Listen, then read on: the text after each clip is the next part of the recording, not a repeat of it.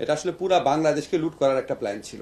আপনি চিন্তা করেন, $2 বিলিয়ন যদি বাংলাদেশ ব্যাংক থেকে চলে যেত, আজকে আমরা বোধহয় দুর্ভিক্ষ বা প্রায় দুর্ভিক্ষ অবস্থায় পড়তাম। যাই হোক, এটা একটা অত্যন্ত গুরুতর এবং জঘন্য একটা ফিনান্সিয়াল ক্রাইম এবং বাংলাদেশ বিরোধী অনেক বড় ষড়যন্ত্র। কিন্তু এটার তদন্ত করতে গিয়ে তৎকালীন সরকারের আমলে সীমাহীন গাফলতি করা হয়েছে। সিআইডি, আমরা যতটুকু জেনেছি, সিআইডি যখন আপনার তদন্ত একটা ম্যাচিওর পর্যায়ে চলে গিয়েছিল তখন এবং তদন্তের আগেও সিআইডিকে নির্দেশ দেওয়া হয়েছিল, সুনির্দিষ্টভাবে নির্দেশ দেওয়া হয়েছিল সিআইডি থেকে আমরা যেটা জানেছি, বাংলাদেশ ব্যাংকের যারা এটার সাথে ইনভলভ আছে তাদের নাম যেন অভিযোগপত্রে না দেওয়া হয়, এই ধরনের ইনস্ট্রাকশন দেওয়া হয়েছিল তাদেরকে।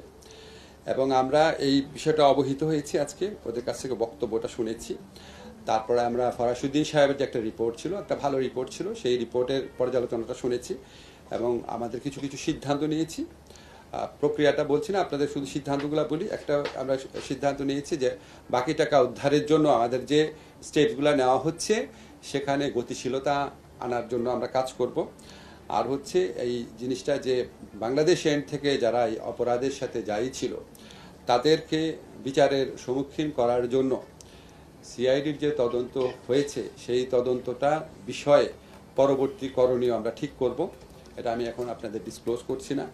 তারপর হচ্ছে এই ধরনের অপরাধের পুনরাবৃত্তি রোধে আসলে কি বাংলাদেশ ব্যাংক পর্যাপ্ত ব্যবস্থা নিয়েছে, এটা নিয়ে অনেক প্রশ্ন রয়েছে।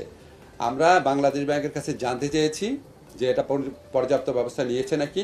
এবং আপনারা জানেন আমাদের এখানে অত্যন্ত অভিজ্ঞ একজন তথ্য প্রযুক্তি এক্সপার্ট আছেন, আমাদের প্রধান উপদেষ্টার যে তথ্য প্রযুক্তি বিষয়ক যে বিশেষ সহকারী ফয়েজ আহমেদ তৈয়ব, উনি এটা স্পেসিফিক্যালি এটা ডিল করে দেখবেন। উনি আমাদের এই রিভিউ কমিটির সদস্য সচিব হিসাবে উনাকে আজকে আমরা মনোনীত করেছি।